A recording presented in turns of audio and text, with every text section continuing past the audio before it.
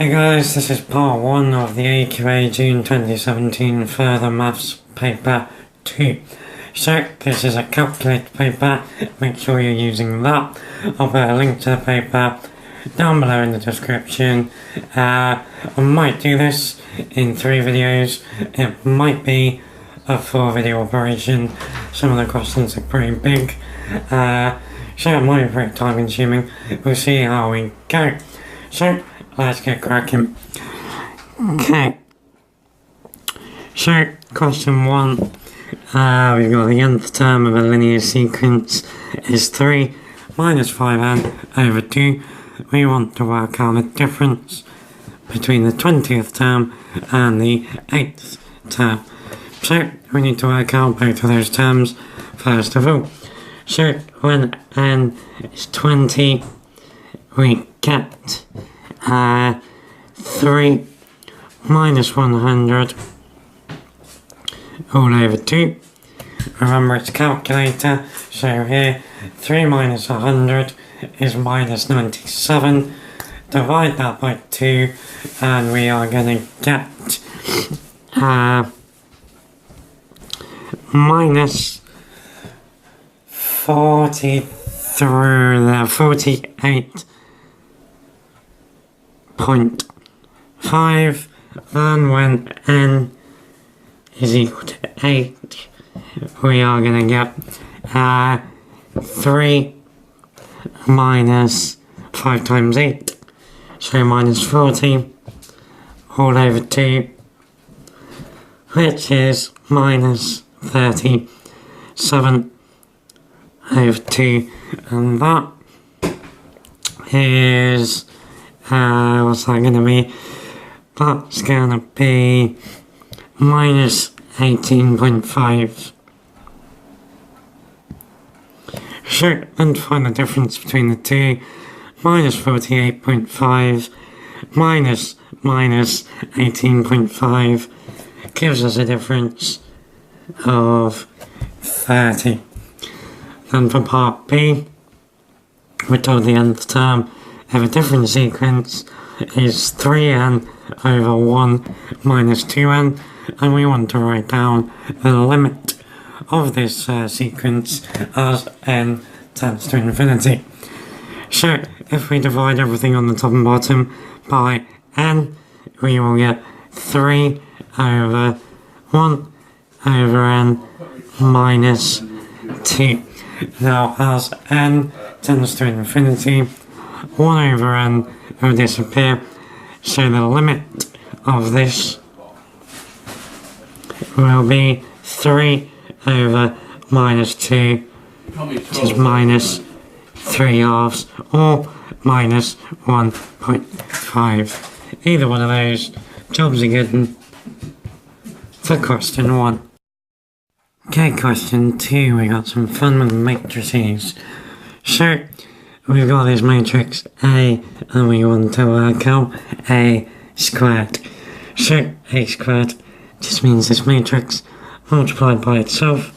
So, 4 minus 1 there, 3 minus 2 there, multiplied by exactly the same thing.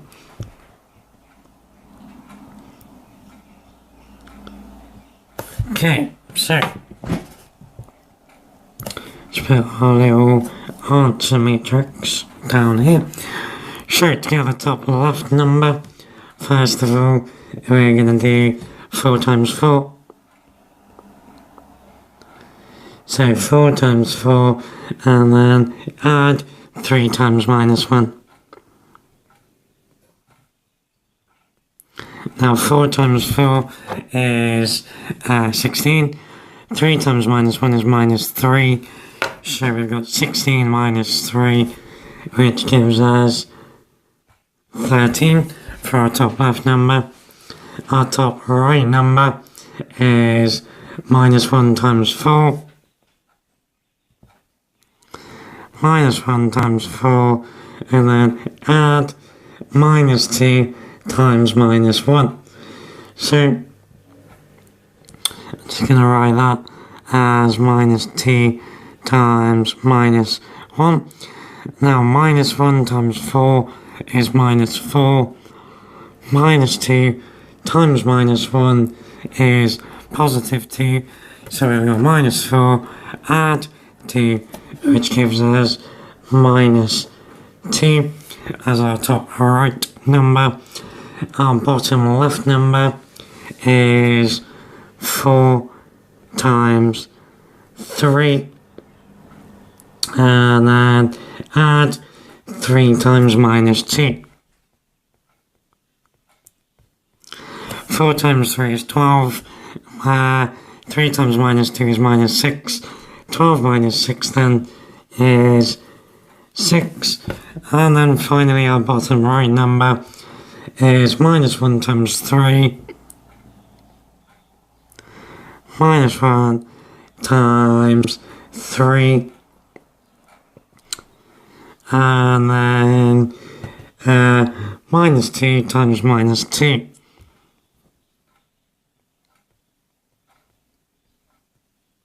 Like that. So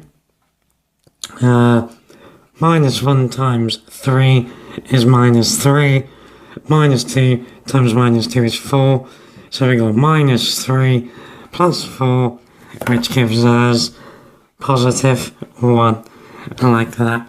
So there's our matrix A squared. Okay, then for part B, we're told that K times B is 11 minus 3K. 11 minus 6K.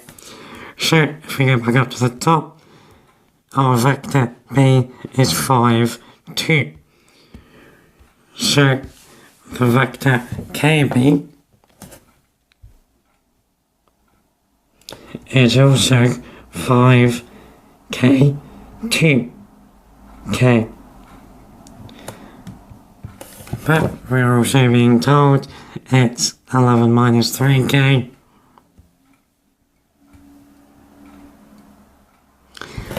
And then 11 minus 6K.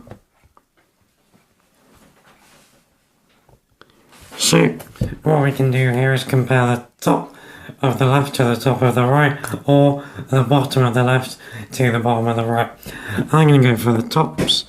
So we know then that 5K has to be equal to 11 minus 3K.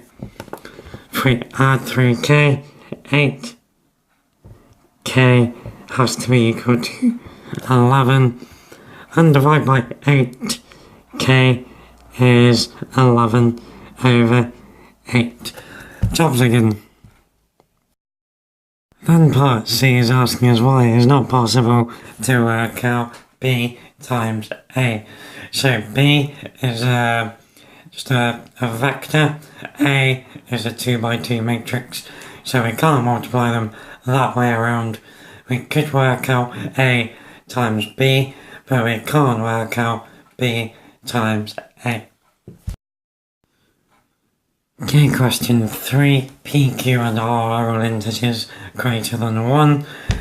We told P, Q, R is 1365. We want to work out one possible set of values for P, Q and R. So, first one I got here, I just saw that the number ends in a 5. So, I did 1365 divided by 5, which is 273. So here, one of my numbers is 5, and then spotted 3 goes into 273.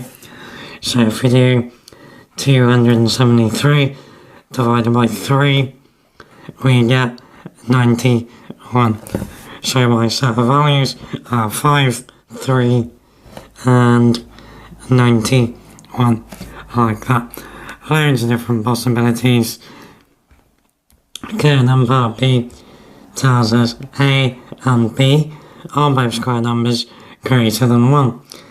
We're told AB minus 11B is also a square number.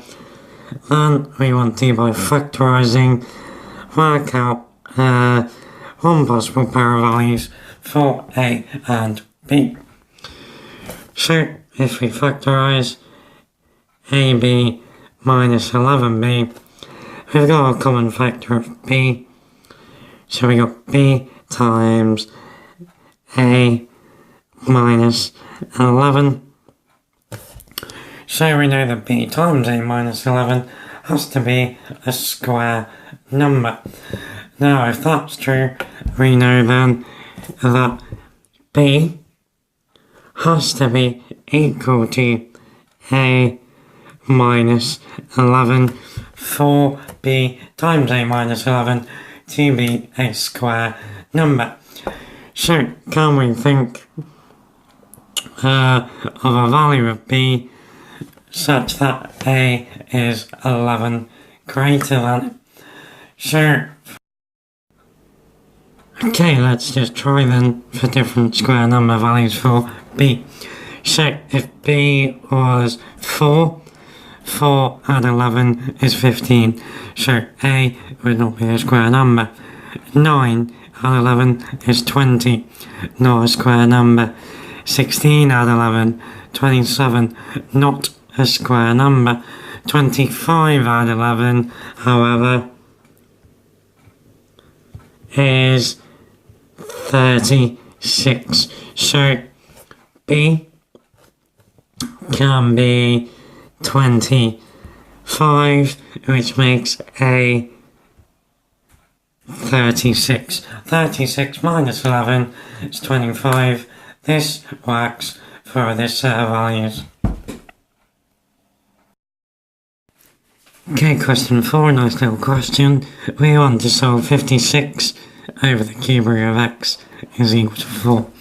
So, first thing I would do, multiply by the cube root of x.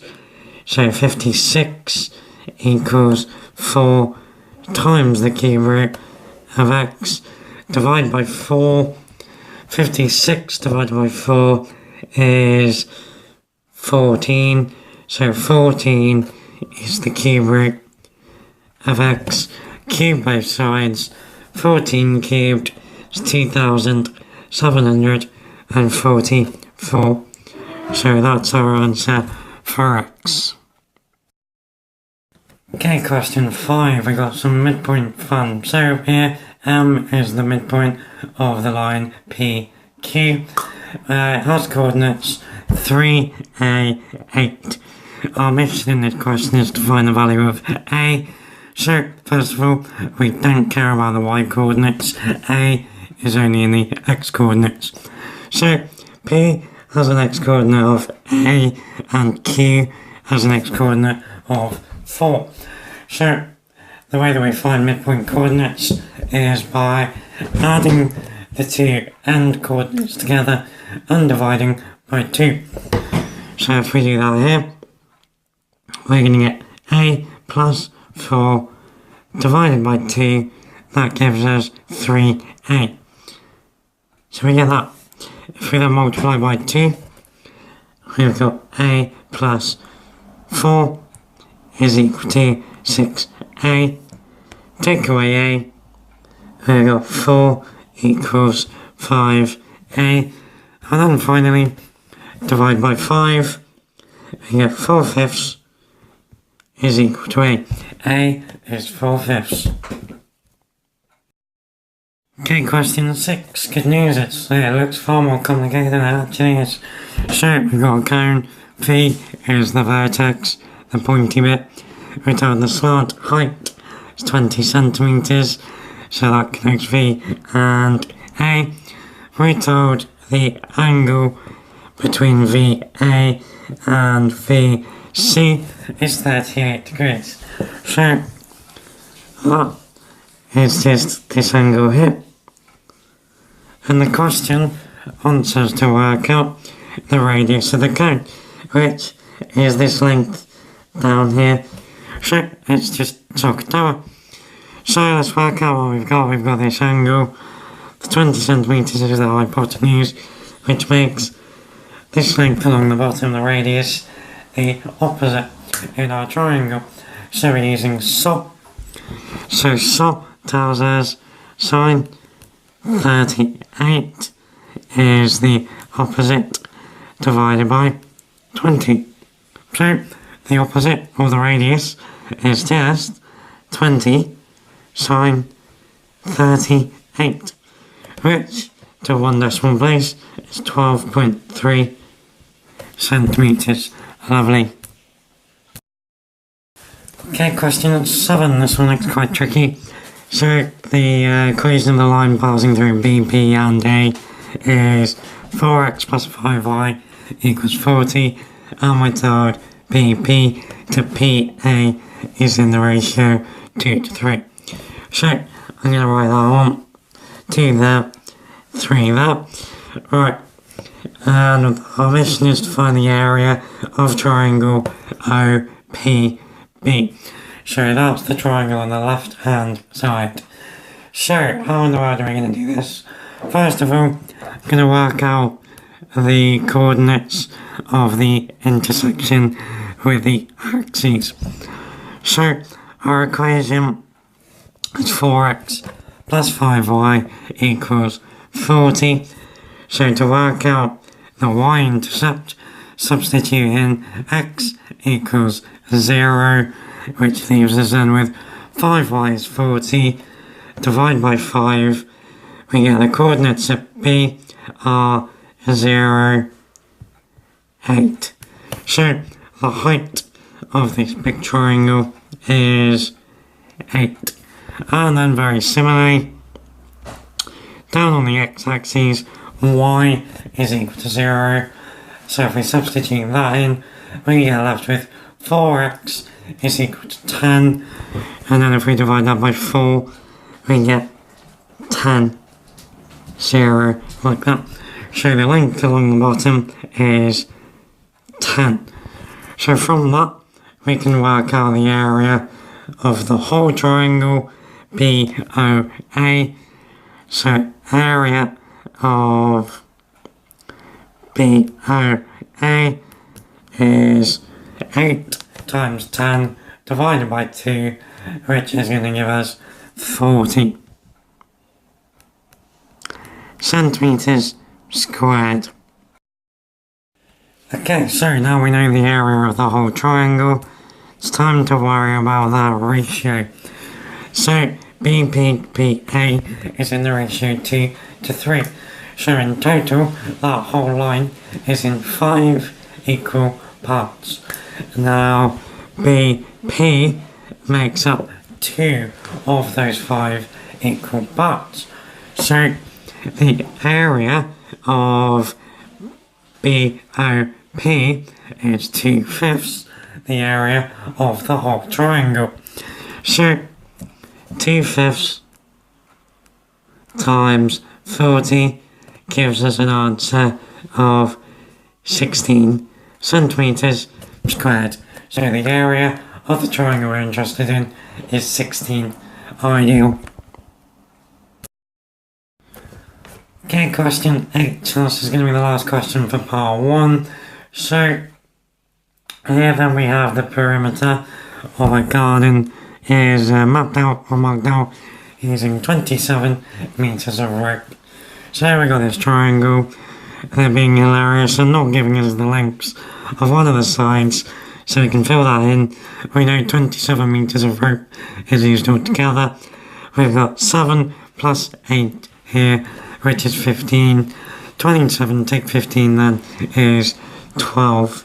So this missing length is 12 metres. We're then asked to work out the size of angle BAC. So this is a job for the cosine rule. Ideally, we want him in angular form. So remember the cosine rule is a squared equals b squared plus c squared minus 2bc cos of a. So if we rearrange that to get cos of a, we add 2bc cos of a, so we get a squared plus 2bc cos of a equals b squared plus c squared, take away the a squared, 2bc cos a is equal to b squared plus c squared minus a squared, then divide by 2bc. We get cos of a is equal to b squared plus c squared minus a squared all over 2bc. So let's just make sure we label the triangles.